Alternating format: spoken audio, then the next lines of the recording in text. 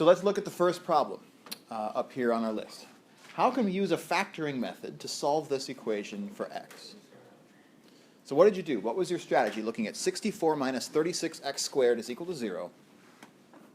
First of all, when do you factor? And second of all, how do you factor? What did you decide to do first here? Yeah. Take 4 out. Take a 4 out. Great. So that by itself is a part of our factoring strategy, right? How do you know 4 is a good idea to take out of this expression? It goes into 64 and 36. That's right. So what you did was you looked for the greatest common factor of those two terms, right? And discovered that the greatest common factor of 64 and 36x squared is 4. Which means that the first thing for us to think about is taking a 4 out. And once you've taken a 4 out, what do you have left inside the parentheses? 16 minus 9x squared. Awesome. So I like all of that so far, but I want to step back for just a moment and ask a meta question. Why are we factoring immediately in this problem? How come there aren't other steps that we need to do first before we think about factoring? Yeah, Matt. Yes, very good. So we're solving an equation where the other side of the equation is 0, that all-important 0.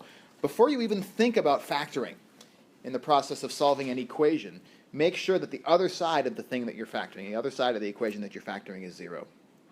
Since it was already 0 to begin with in our problem, it's a good idea to immediately start thinking about how the other side factors. So, great. So we were able to factor a 4 out of this expression, leaving us with 16 minus 9x squared inside the parentheses. Okay, can we do more?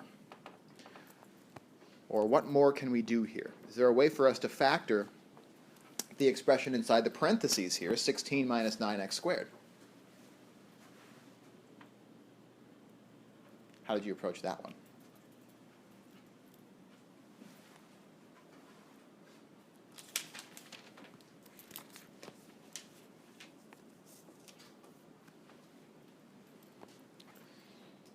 Did you notice any special feature that the term 16 and the term 9x squared both have in common, Sadation? Right. So both of those expressions are perfect squares in and of themselves. So what that tells me is that I can break 16 apart in such a way that I'm multiplying the same thing by itself to get 16. Namely, what is 16 the perfect square of? 16 is equal to what squared? 4. After all, 4 times 4 is equal to 16.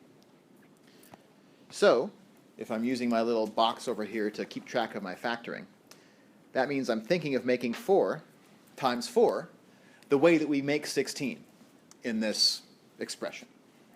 If we're thinking of using the fact that both of these things are perfect squares. So that handles our 16, but what about 9x squared? Or actually, I should say minus 9x squared, but I want to first just look at the version that doesn't have the minus. 9x squared is a perfect square. Of what is it the perfect square? What squared is equal to 9x squared? 3. So 3 squared is going to give me the 9. Absolutely. So that's going to be a piece of our puzzle. So the 3 times 3 will account for the 9 that we get here in this term. What else do I need to multiply by itself in order to arrive at 9x squared? X. I need the x in there. And here I'm going to put a set of parentheses around 3x to indicate that when I square it, I'm multiplying all of 3x by all of 3x to give me 3 times 3, 9, multiplied by x times x, which is x squared. Okay, cool. So we have now a way to get 16 as a product of one number by itself, and to get 3x squared as a product of one expression by itself. Sorry, 9x squared as a product of one expression by itself. So now all we have to do is figure out how to explain this minus in the expression. So what do I have to do if I want to get minus 9x squared in this factorization? So now I'm going to throw in the minus. I'm going to put it right there in front of the 9x squared. In order to get negative 9x squared, what do we want to do? Make one of them negative. Yes, absolutely. Make one of the whats? One of the three X's. One of the three x's. Make one of the three x's negative and the other one positive. Doesn't matter which one we make which. So I'm just going to put a minus on the one on the top there and a plus on the one on the side. Now we've explained not only the 16 and the 9x squared, but also this appearance of a minus sign that we need in our finished expression. Well, okay. Except that any time we draw out one of these boxes, what we're really setting up is we're setting up a FOIL problem. We're setting up not only multiplying the 4 by the 4 and the minus 3x by the 3x, but we also have these other two boxes. I haven't put anything in them, but we're going to need something in them. After all, what happens when I multiply 4 by negative 3x? What do I get? Negative 12x. And when I multiply 4 by positive 3x, what goes in this square? 12x. Okay, so what happens to those 12x's if I were to multiply this all back out? They cancel out, exactly. That's the only sense in which this is a new factoring strategy, is that we're factoring in such a way that these cross terms, the cross terms where we multiply a constant by a monomial that has an x in it, are going to be equal and opposite to one another, and therefore are going to be invisible if we were to FOIL things back out. Question? Why couldn't you just do 8 times 8 and 6 times 6? So with all of that said, how then do we factor 16 minus 9x squared, having identified it as a difference of two perfect squares, the perfect square of the number 4 and the perfect square of the expression 3x squared? What does my little diagram on the right suggest is the way that we'll factor? 4 times what times what?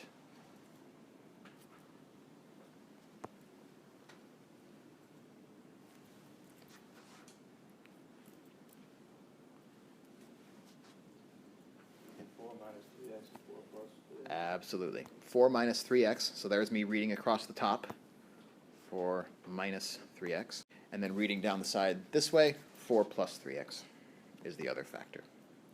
So the nice thing about factoring a difference of two perfect squares is it always shakes out the same way.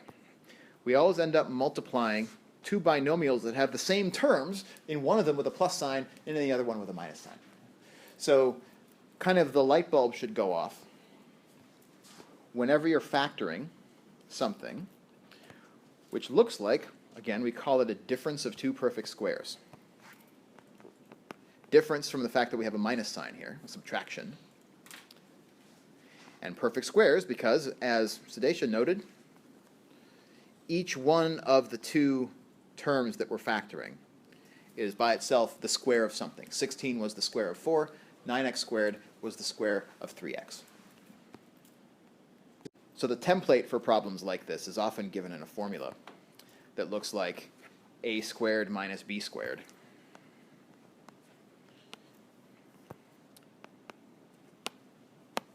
So a squared minus b squared can be factored always as the product of the sum of a and b with the difference of a and b. So a plus b times a minus b.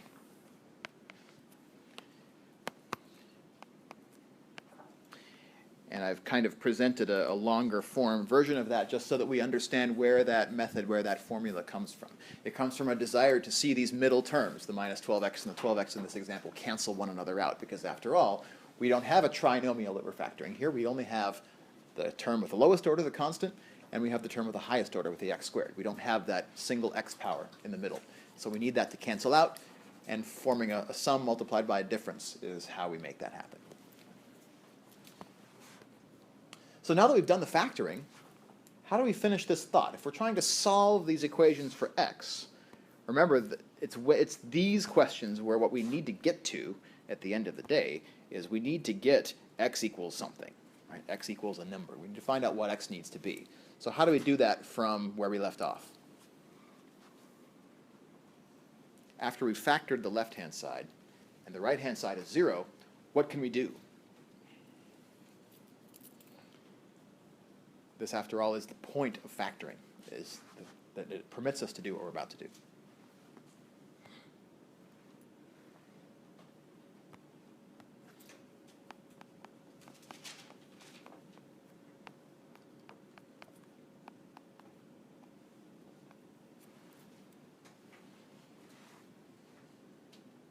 Combine the terms.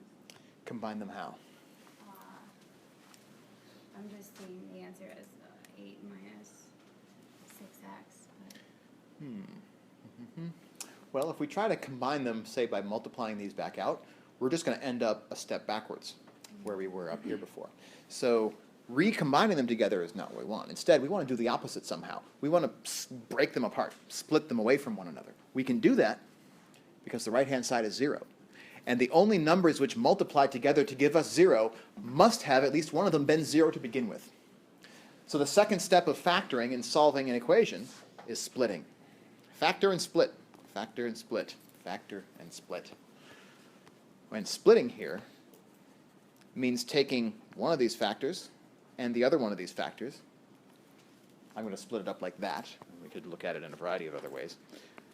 But it gives us two equations, 4 times the quantity 4 minus 3x and 4 plus 3x, each of which may individually be equal to 0. And it gives us two equations to solve instead of one, but each of these two equations is much simpler than the original that we started with. In particular, each one of them is a linear equation, and we know how to solve linear equations since late January, early February. How would I solve 4 times the quantity 4 minus 3x is equal to 0, for example?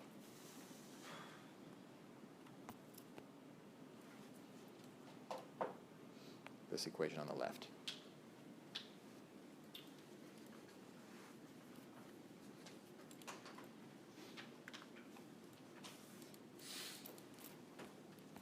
Distributing the 4 gives me 16 minus 12x is equal to 0. Okay. You would move the 16 over to 0, so you would make it, If I move the 16 from the left to the right, what does it end up being on the right? well, you could do it that way, or you could do the 12. Yeah, I could have done it either way. Either I subtract 16 from both sides, or I add 12x to both sides. Either way ends up in the same result. And how would I then get the x by itself from negative 12x equals negative 16? How does the 16 become negative again? Yeah, why does that 16 become negative? What are we really doing there? Because it moves over to the other side. Because what we're really doing is subtracting 16 from both sides. Because it's positive on the right. If we subtract 16, it'll become 0 on the left and move over to the right as a negative. Yeah. So I probably should add that step in the middle, or at least annotate here that what we really did was subtract 16 from both sides, minus 16, minus 16. And then how do we get the x by itself? By? Divide by negative 12. And so x is going to be negative 16 over negative 12, which we can reduce into lowest terms as 4/3. So one of the solutions to this equation is x equals 4/3. The other one is going to come from the other equation, which is slightly quicker to solve, by subtracting 4 from both sides to get 3x equals negative 4, and then dividing by 3 to get x equals negative 4/3. So there then are our two solutions, x equals negative 4/3 and x equals positive 4/3.